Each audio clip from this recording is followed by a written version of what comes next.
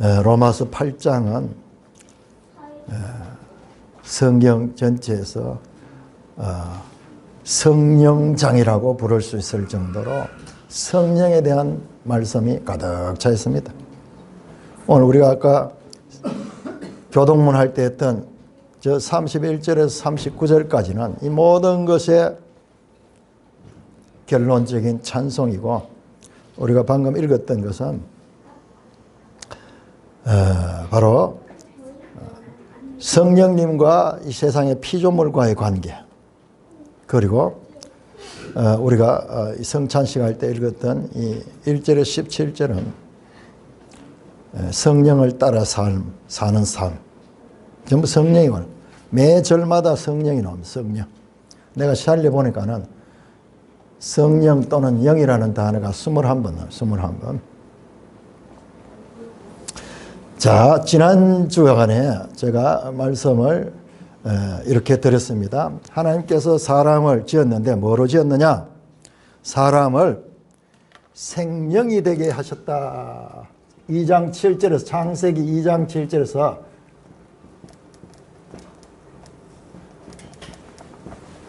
근데 생명이라는 단어는 영어로 living soul. 그러니까 우리 이대로 번역하면 산, 혼, 영혼, 육할 때 그 혼이 됐다 이 말이에요. 그런데 영이라고 번역을 해버려서, 그래서 우리가 많이 오해를 하는데 번역이, 그런데 사람이 이것은요, living soul, 이거는 다른 동물들도 마찬가지예요. 전부 living soul이에요. 동물들도 생각이 있잖아요. 사람처럼 깊은 생각 못하지만은 그냥 마음대로 행동하는 게 아니잖아요. 그들도 생각하면서 행동을 하거든요.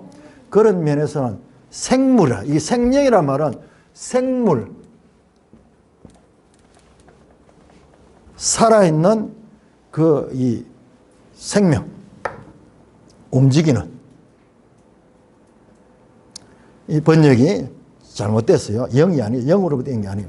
그런데 그런 면에서는 다른 일반 피조물 동물들과 똑같은데 차이점이 하나님이 사람을 지을 때는 창세기 1장 26절 27절 우리의 형상을 따라 우리의 모양대로 우리가 사람을 만들고, 왜 만드느냐? 다른 피조물, 하늘의 새와 가축과 바다의 물고기와 땅과 땅에 기는 모든 것, 땅의 모든 짐승들, 심지어는 기는 것들까지, 저 바다의 물고기, 하늘의 새, 모든 피조물들을 다스리는 왕으로서 창조했어. 그래서 왕노릇 하는 자예요. 아담은 왕이에요, 왕.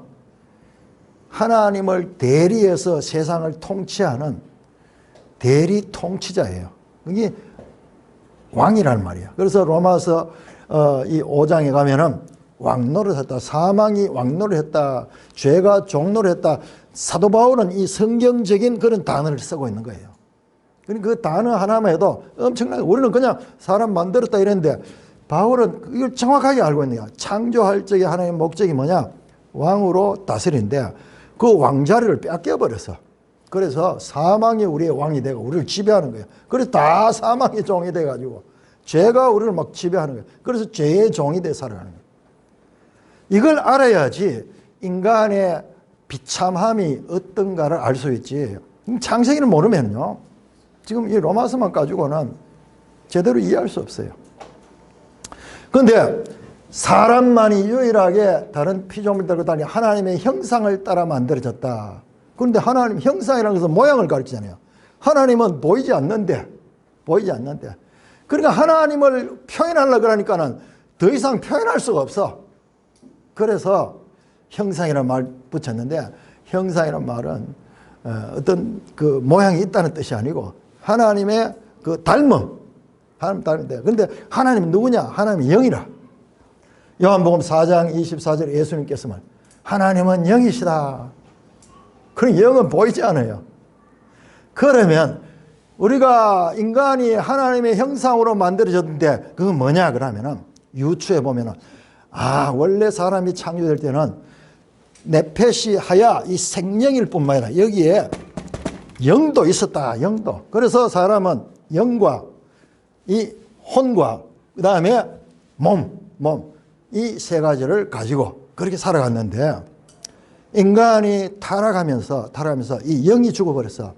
영이 죽어버렸어. 선악을 알게 하는 나무의 열매는 먹지 마라. 먹는 날에는 네가 반드시 죽으리라. 그랬거든요. 먹는 날에 죽는다 그랬거든요.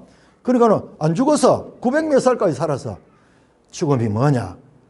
눈에 보이지 않지만 영적인 죽음이 있어서. 그걸 어떻게 아느냐? 창세기 3장에 보면은 범죄한 다음에 사람들이 하나님을 피해 숨고 부끄러워서 벗은 것을 부끄러워가지고 옷을 만들어 입고 뭐 이러면서 자 하나님을 두려워하는. 그래서 이 창세기 6장에 보면은 온 세상의 사람들이 육체가 돼버려. 육체. 이게 사륵스 육체가 돼버리니까는 하는 짓이면 전부 죄만 짓는 거예요. 그래서 온 땅이 심판받을 수밖에 없게 되었습니다. 그러므로 원래 창조하신 하나님의 그 창조된 그 인간이 하나님의 형상을 가지고 있던 인간이 죄로 말미암아 그 영이 죽어버렸어. 그래서 마태복음 26장 41절에 베드로가 예수님을 따라 겟세마네까지 갔지만은 그러나 거기에서 예수님은 기도하는데 이들은 기도하지 못하고 세 사람이 다 졸며 자고 있는 거야. 그들을 향하여 예수님께서 오셔서 말씀하는데 시험에 들지 않게 깨어 기도하라. 마음에는 원로되 육신이 약하도다. 참 제자들을 불쌍히 여기서 한 말씀인 줄 아는데 이 말씀이요. 인간이 이 본질상 이와 같은 연약한 존재가 됐다는 것을 말씀하는 거예요. 그래서 로마서 이 5장에서 그렇게 우리가 연약할 때에 그리스도께서 우리를 사랑하셨다. 우리가 죄인 됐을 때, 우리가 원수 됐을 때, 이게 같은 말이지, 같은 말. 우리가 죄로 말미암아 연약해진 거예요. 그래서 하나님의 말씀을 마음에는 원하지만 따라갈 수 없는 거예요. 따라갈 수 없는 거예요. 자, 이것이 인간이 처한 절망적인 상황이었다. 자, 오늘 말씀은요, 이 부분을 문제가 정확히 드러났죠. 뭐냐? 영의 죽음이, 영의 죽음. 영의 죽음. 그래서 영이 죽으니까 나중에 몸도 죽어. 그래서 다 죽습니다. 다 죽습니다. 자, 요한복음은요. 오늘 이 로마서를 공부를 하면서 여러분 성경을 많이 읽어놔야 돼요. 성경을 많이 읽어도 깨닫든지 못하든지 많이 읽어놓으면요. 나중에 하나님께서 이걸 정리해 줘요. 지금 제가 지난 주간에 정리를 많이 받았어요. 성경이 다 보여요. 자, 요한복음은 정말 이 복음서 중에서 뿐만 아니라 성경 전체에서 로마서와 더불어 가지고 정말 이 어느 것이 더 높은 차원인가 상박을 이룰 정도로 중요한 책이 요한복음. 그래서 제가 요한복음에 관심을 요한복음을 많이 연구했어요. 그런데 요한복음과 로마서가 같은 거예요. 같은 내용이야. 그러니까 둘 다 중요한 거예요. 자, 한번 봅시다. 자, 요한복음은 출발부터 공간복음은 예수님이 출생부터 해가지고 돌아가시는 나오죠. 요한복음은 그거 안 나옵니다. 예수님 출생 없어요. 처음부터 태초에 말씀이 계시나 말씀이 하나님과 함께 계시니 이 말씀이 하나님이라. 이 말씀이 하나님이라. 예수님을 하나님으로 시작해서 출발하는 거예요. 그 관점 자체가 하늘의 관점이죠. 하늘의 관점. 공간복음은 땅에서 예수님이 태어난 거잖아요. 출발부터 완전히 차원이 다른 거예요. 그래서 요한복음이 아주 영적인 내용이 만납니다. 자, 요한복음 20장 22절 찾아보시면 요한복음 20장 22절 부활하신 예수님께서 이제 제자들 앞에 나타나서 하시는 말씀입니다. 자, 요한복음 20장 22절 같이 읽습니다. 시작. 이 말씀을 하시고 그들을 향하사 숨을 내쉬며 이르시되 성령을 받으라. 무슨 말인지 모르는데 예수님께서 제자들 앞에 와가지고 숨을 내쉬며 성령을 받으라. 숨부터 먼저 내쉬며 말씀하신 것 같아요. 성령을 받으라. 예수님이 하는 행동 좀 이상하잖아요. 그렇다고 해가지고 뭐 그때 막 이 성령이 와가지고 제자들을 감싸는 것도 아니고 그냥 혼자서 퍼포먼스 하듯이 그냥 성령을 받아라. 그래서 그 결과 어떻게 됐다. 그런 표현이 없어. 그런데 어떻게 보면은 별 의미 없는 말씀인 것 같지만은 이것을 사도 바울이 해석해냅니다. 자, 고린도전서 15장 45절 찾아보세요. 고린도전서 15장 45절.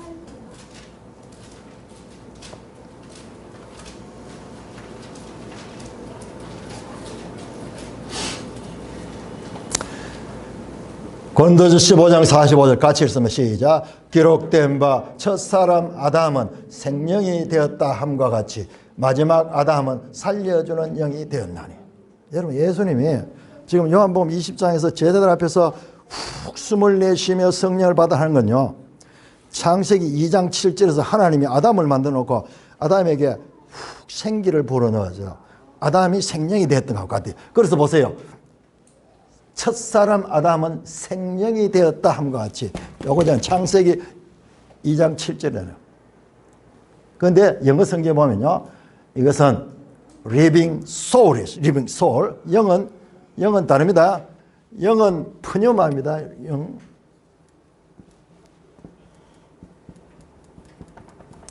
스피리트, 영어로 스피리트. 자, 이거는 영어로 soul이고 이것은 푸시케.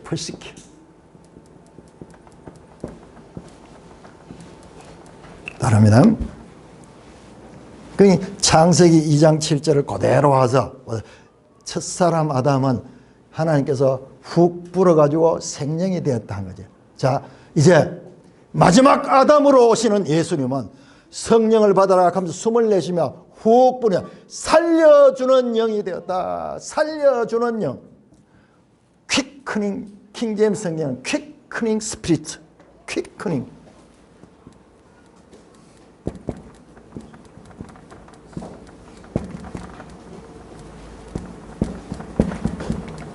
이 잘 안 쓰는 단어인데 퀵크닝 가는 퀵크닝. 이거 퀵하면 빨리 빨리 하라 하는 거잖아요. 잠들어 있던 자를요, 깨우는 거. 그래서 살려주는 영이라고 번역했는데, 킹제임스 성경은 잠들어 있던 자를 깨우는 영이다. 일반 성경에는 라이프 기빙 스피리트, 생명을 주는 영이다. 킹제임스는 퀴커닝 스피리트. 잠들어 있던 것, 이것이 다시 깨어나는.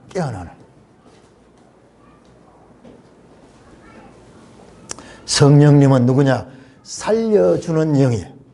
예수님이 오셔서 푹 숨을 불리면서 살려주는 영, 성령을 보내주신 거예요. 그러므로 살리는 영이 누구냐? 살리는 영이 바로 성령이에요, 성령. 자, 로마서 8장 들어갑니다. 8장 9절에서 11절 한번 보세요. 9절에서 11절. 자, 여기 말씀이 어떻게 연결된 거 보세요. 자, 지금은 이게 고린도전서 15장인데, 고린도전서 15장인데, 다시 로마서 8장으로 돌아가 어떻게 연결되는가 보세요. 다음에 또 요한복음과 연결시킬 겁니다. 자, 보세요. 성경과 관계인데. 그런데 여기 나오는 성경들은 제가 성경을 읽고 제일 중요하다고 느꼈지만은 잘 이해되지 않았던 부분들이에요. 지금 성경에 나오는 최고의 그 내용들이 8장에 집약되어 있어요. 근데 8장 로마서에서는 그렇게 되어 있고, 근데 다른 성경에서 다 중요하게 다르던 부분이에요. 그러니까 이 흩어져 있던 성경들이 모이면 뜻이 명확하게 드러나요. 자, 8장 8절에서 11절까지 제가 먼저 9절을 보겠습니다. 너희 속에 하나님의 영이 거하시면 너희가 육신에 있지 않고 영에 있다. 자, 하나님의 영이 너희 속에 거한다 그럽니다. 거한다. 자, 이거는요, 요한복음 14장에서 예수님께서 마지막 그 다락방에서 이 가르쳤던 그 말씀이에요. 성령이 너희 안에 거한다. 내주한다. 그러니까 그리스도가 우리 속에, 그리스도의 영이 우리 속에, 그리스도의 영은 성령이면 성령은 하나님의 영, 그리스도의 영, 성령 같은 이야기입니다. 이 성령이 없으면 그리스도 사람이야. 그 말은 뭐냐? 여러분 성령이 없으면 믿음으로 말미암아 구원을 받는데 믿음이 없는 거예요. 믿을 수가 없는 거예요. 로마서를 자세히 보면요. 앞에 믿음이라는 단어가 앞에서는 많이 나왔어요. 특별히 3장 21절에서 4장 25절까지 믿음으로 말미암아 구원을 얻는다 하는 그게 뭐 전부 매 절마다 믿음. 그런데 8장에 믿음이라는 단어가 거의 없어요. 대신에 그 자리에 성령이 나와요. 성령. 이걸 통해서도요. 믿음과 성령의 관계를 우리가 암시할 수 있어요. 자, 그 다음에 10절 보세요. 또 그리스도께서 너희 안에 계시면, 자 9절에는 성령이 너희 속에 거하시고 10절에는 그리스도 성자께서 너희 안에 계시면 몸은 죄로 말미암아 죽은 것이나 영은 의로 말미암아 살아있는 것이라. 죽음과 생명을 이야기를 합니다. 11절 예수를 죽은 자 가운데서 살리신 이의 영. 예수를 죽은 자 가운데 살리신 이는 하나님이잖아요. 하나님의 영이니까 성령이죠. 성령이 너희 안에 거하시면, 그리스도 예수를 죽은 자 가운데서 살리신 이 누구예요? 살리신 이 성부 하나님, 성부 하나님. 너희 안에 거하시는 그의 영 성령으로 너희 죽을 몸도 살리라. 자, 여기에는 미래가 될 살리시리라고 되어 있어요. 10절은 영은 의로 말미암아 살아있는 것이다. 11절은 살리시라. 자, 시간이 없으니까 요거는 이따 오후 시간에 한번 여러분들 가운데서 어떤 차이가 있는가, 이 시제가 차이가 있는데 하나는 현재사로 되어 있고 11절은 같이 살아나는데 이것은 미래로 되어 있어. 이것도 한번 이따가 한번 나눠보고요. 자, 뭐냐? 죽었죠? 자, 구약 성경에서 죽었습니다. 그 영의 죽음이에요. 그러니까 예수님이 오셔서 하는 일은 뭐냐? 십자가에서 우리의 죄를 대속해 주시고 그리고 살리시는 일을 한 거예요. 살리시는. 그래서 부활하셔서 성령을 보여주면서 성령을 받아라. 그러니까 그 성령은 뭐냐? 살리는 영이, 살리는 영이. 그래서 사도 바울이 로마서에서 지금 그것을 정리하고 있는 거예요. 죽음에서 살리는 하나님은 누구냐? 성령이, 성령. 영이 죽은 자에게 성령을 보내주셔서 죽음에서 어떻게 생명으로 옮기게 하는 생명. 지금 우리 9절에서 11절까지 내용이 전부 죽고 살고 거예요. 최종적으로 죽은 자를 살리는 영, 그리고 죽음이 영의 죽음이었고 그 영의 죽음을 생명으로 바꿔놓는 것이 바로 성령이다. 그러므로 살리는 것은 영이니 육은 무익하니라. 내가 너에게 이런 말이 영이요 생명이다. 요한복음 6장 63절 말씀입니다. 여러분 무슨 말인지 너무너무 중요한 것 같고 본질적인 것 같은데 이게 잘 깨달으지 않는데 로마서 그 말씀이에요. 지금 로마서 8장 9절 10절 11절에 자세히 보세요. 죽고 살고 하는데 근데 뭐로 사냐? 그의 영이 너희 죽을 몸을 살린다. 살리는 것은 영이요 육은 무익하다. 여기서 육은 사륵스예요. 내가 너에게 말이 영이요 생명. 자, 성령은 생명과 영이요 생명. 그래서 생명의 성령의 법, 말씀 그리고 성령 그리고 생명. 요한복음의 이 어려운 내용이 지금 로마서 말씀과 연결이 되니까는 두 개 다 풀어져요. 두 개 다. 자, 요한복음 3장 6절에 예수님이 이렇게 말합니다. 육으로 난 것은 육이요 영으로 난 것은 영이니. 무슨 말인지 잘 이해할 수 없잖아요. 사람이 거듭나야 되겠다 그러니까는 니고데모가 들어도 무슨 말인지 몰라. 어떻게 거듭날 수 있단 말이야. 어머니 뱃속에 다시 들어갔다 나옵니까? 그때 예수님께서 육으로 난 것은 육이요 사르코스 이 사르코스 육으로 난 것. 사르코스는 사륵스요. 푸뉴마토스 영으로 난 것은 푸뉴마니라. 지금 똑같은 말씀이에요. 영으로 나야 돼. 육으로 난 것은 사망으로 당할 수밖에 없어. 영으로 난 자는 위로부터 나는 것이고 이게 거듭나는 거야. 거듭나는 거. 자, 여기에서 우리가 가장 중요한 이 성령 부분의 이 의미들을 종합해보면요. 자, 성령으로 났다는 건 뭐고 성령이 내주한다는 건 뭐냐? 성령으로 나는 것은 뭐고 성령이 내주하는 건 뭐냐? 자, 요한복음 14장 17절 여러분 한번 찾아보세요. 요한복음 14장 17절. 이거 전부 요한복음이잖아요. 요한복음은 성령에 대한 가르침으로 가득 차 있어요. 그래서 요한복음이 차원이 다른 거예요.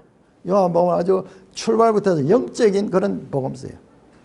다른 공간 복음은 땅에서 일어나는 일을 기록했지만은 요한복음은 이 땅에서 일어나는 예수 사건이 가지는 영적인 의미를 하늘에서 보고 설명하고 있는 거예요. 자, 예수님께서 마지막으로 가르치는 게 이제 성령이 오실 것.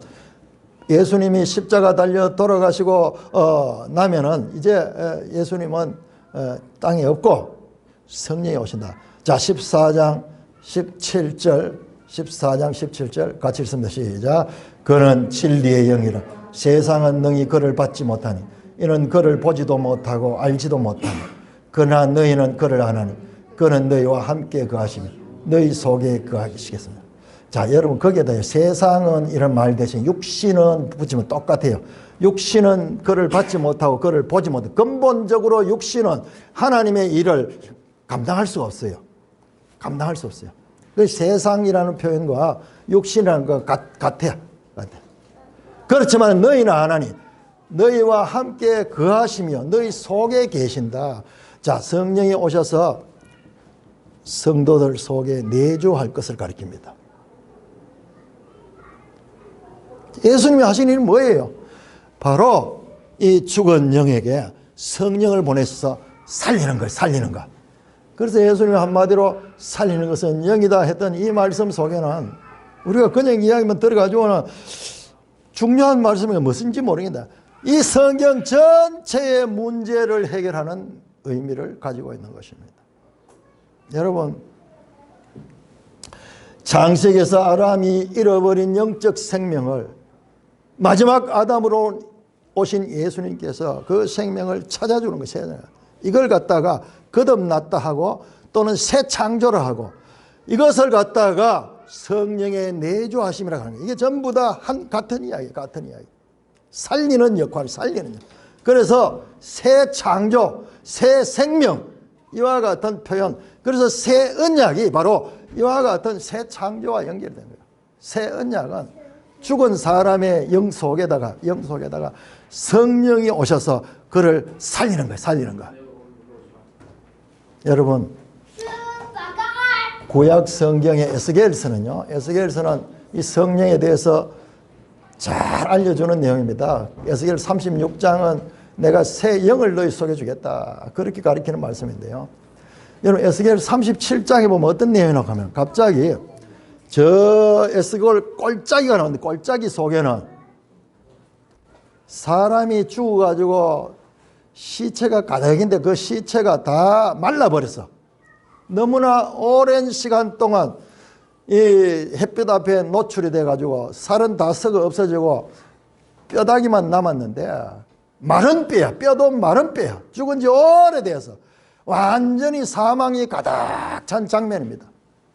그런데 그때 하나님께서 생기야 일어나라 그러면 생기 가르마 나오는데 그 생기가 바로 성령이 성령. 생기라고 표현된 놈. 이게 루아흐. 그러니까 이게 루아흐라는 말은 번역이 숨이라고도 번역되고 바람이라고도 번역이 되고 생기라고도 번역이 되고 그 다음에 성령이라고도 번역돼요. 이 다 포함이다. 이 생기가 들어가니까는 그 마른 뼈가 살아나는 거예요. 마른 뼈가 일어나고 뼈들끼리 막 조합이 되고 나중에는 그 속에 막 살이 붙고 이래가지고 움직이면 살아나는 거야. 야, 그림 가운데도 여러분 초현실적인 이와 같은 장면. 오늘 현대에 있어도 너무 초현실적이잖아요.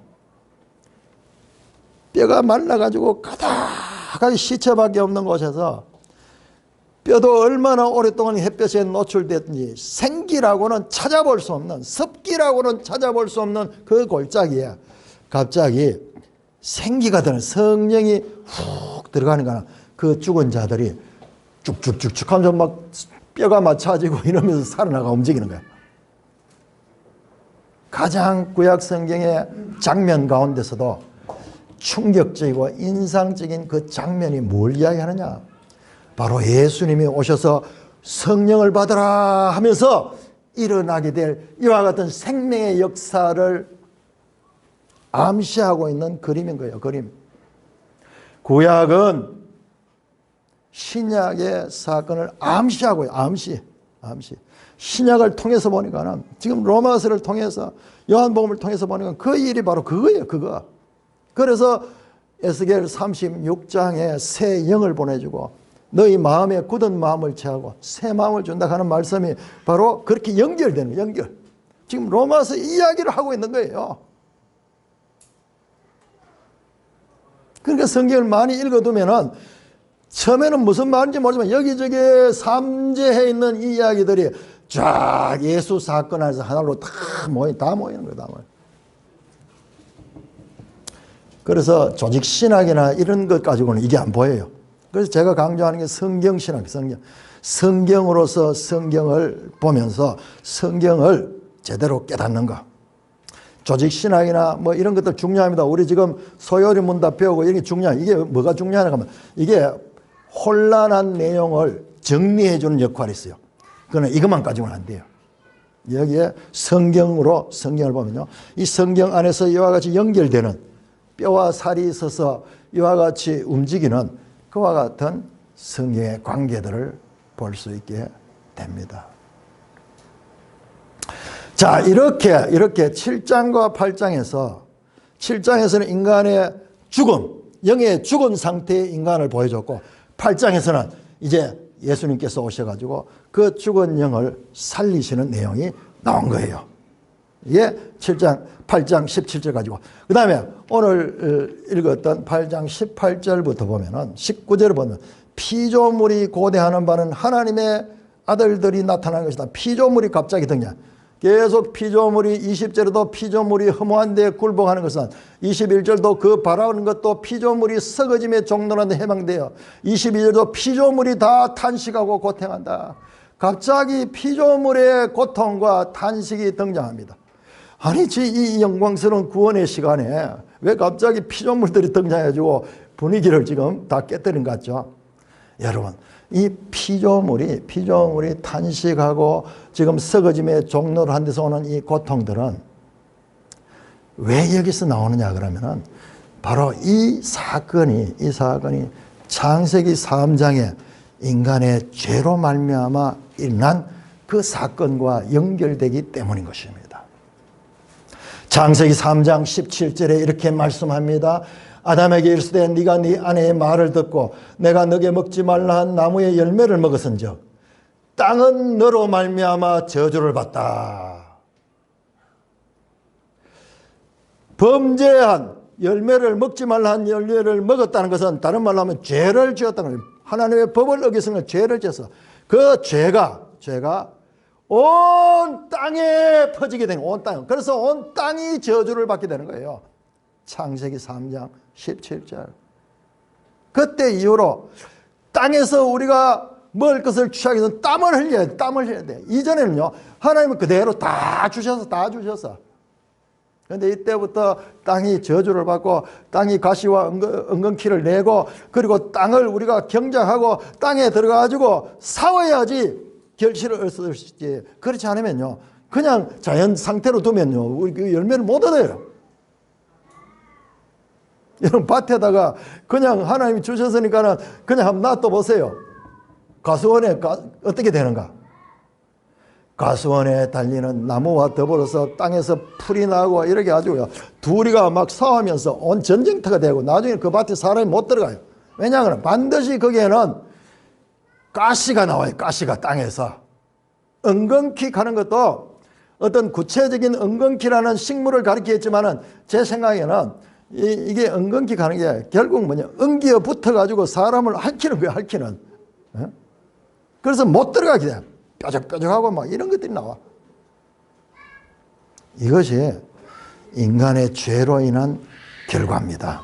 그러므로 만물을 다스리도록 지음을 받은 왕적 존재인 사람의 타락은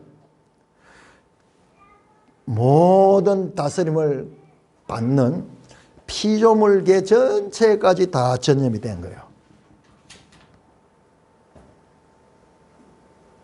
사람도 흙으로 돌아갈 수밖에 없는 그런 존재가 되었습니다.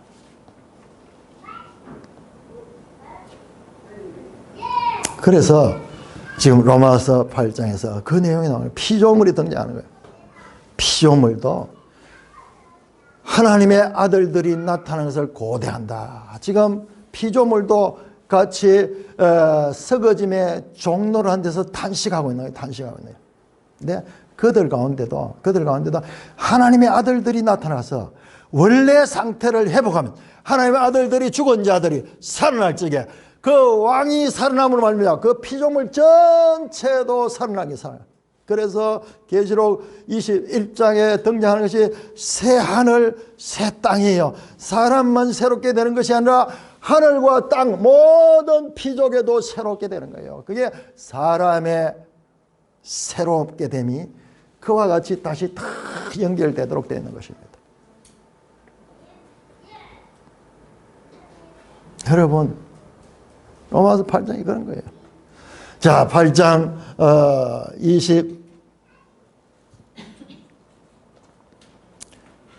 28절부터 보겠습니다. 자, 우리의 구원이 어디서부터 나오는가를 설명합니다. 자, 8장 28, 우리가 알거니와 하나님을 사랑한 자 곧 그 뜻대로 부르심을 입은 자. 자, 부르심을 입다. 이걸 한자어로 소명이라고, 소명. 이 신학적으로 정리하면 부르심을 입은 자, 소명 받은 자. 먼저 하나님을 사랑한 자는요, 누구냐 하면 그 뜻대로 부르심을, 하나님이 불러줬기 때문에 믿고 하나님을 사랑하는 거예요. 그러니까 우리는 눈에 드러나는 행위밖에 안 보이지만 그 이전에 보이지 않는 영적인 하나님의 부름이 있습니다. 그 다음에 29절 하나님이 미리 아신 자, 미리 알다, 애지.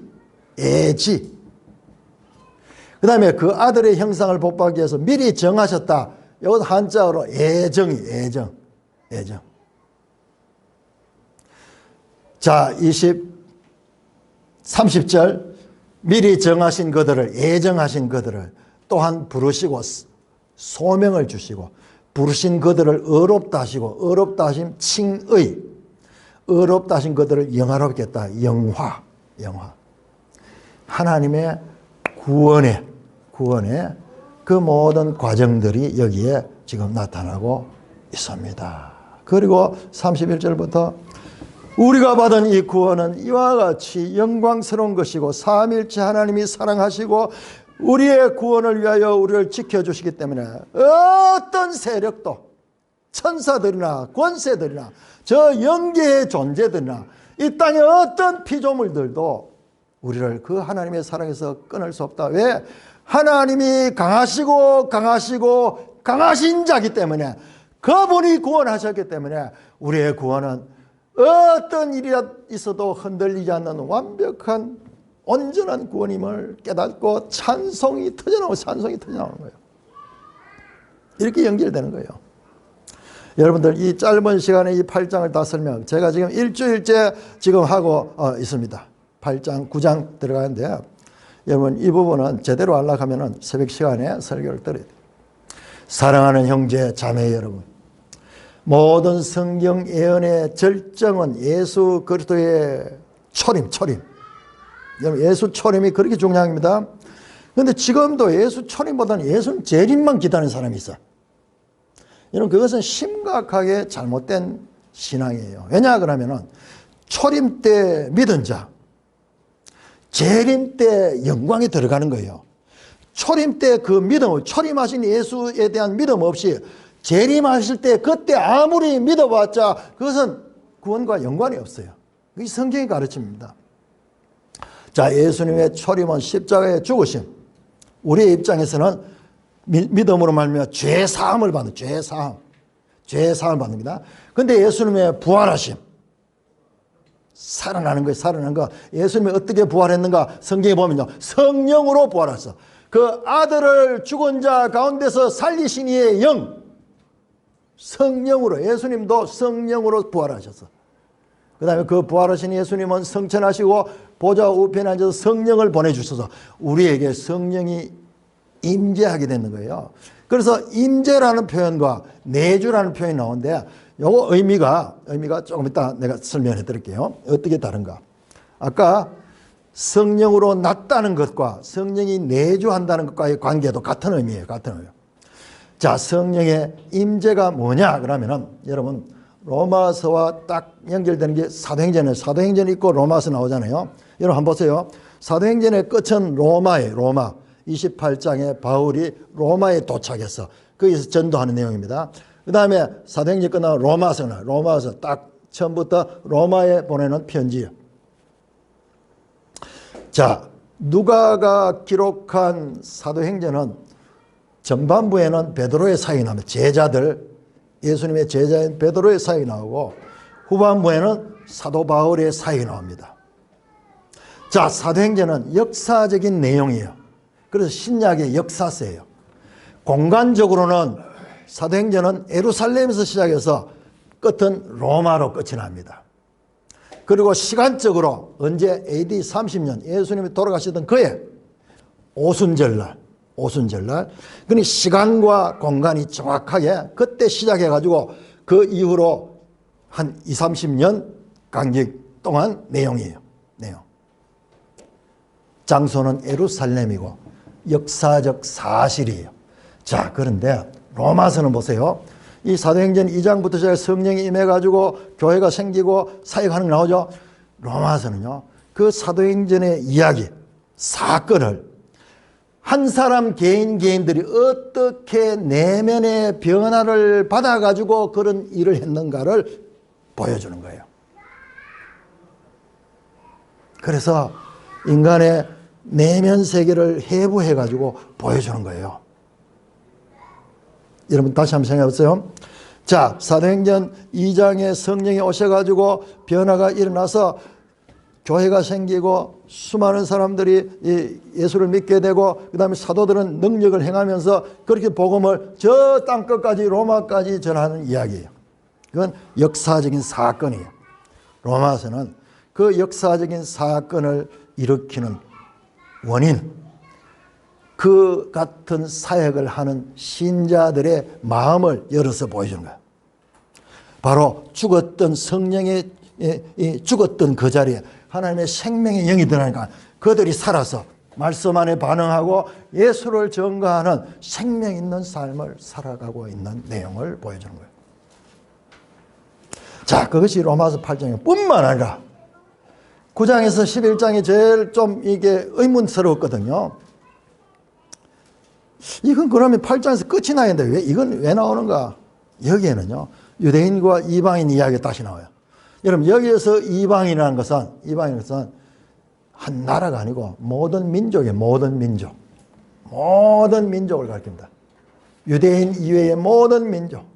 그러니까요, 인류 전체의 구원에 관한 메시지가 9장에서 11장에 담겨져 있습니다. 그러니까 9장에서 11장은요, 가장 성경 속에서도 가장 위대한 하나님의 구원의 계획이 지금 펼쳐지고 있는 내용입니다. 성령의 살리심은 이 땅에서 시작되었고 재림의 때 완성이 되는 거예요. 그래서 성령을 받아서 우리가 믿은 자들은 여기서 구원을 얻는 거예요, 이미. 그래서 그 마지막 날 그가 이 예수님의 재림 때 부활하여서 영원한 새하늘 새 땅의 나라로 들어가서 이 복락을 누리게 될 것이고, 그러나 여기에서 믿지 않은 자들은요, 그것은 결정이 다 됐어요. 그럼에도 불구하고 성도들의 삶은 이미 구원을 얻었음에도 불구하고 아직 재림의 때가 되지 않았기 때문에 우리에게는 현재적인 긴장관계가 있는 것입니다. 인생으로 알 수 없는 가장 위대한 구원의 교리를 로마서를 통하여 밝히 깨닫고 새 생명의 삶을 더욱 풍성하게 살아내시는 모든 산돌교회 되시기를 주님의 이름으로 축원합니다. 오 하나님 아버지, 은혜를 감사합니다. 이 하나님의 구원의 놀라운 계획들과 그 경륜들을 그를 통하여서 우리가 감히 깨달을 수 있도록 자세하게 기록해 주셨어요. 그 뜻들을 밝히 깨달아 그 하나님의 경륜을 알 수 있도록 해 주신 은혜를 감사드립니다. 우리 주 예수 그리스도 이름으로 감사하며 기도드리옵나이다. 아멘.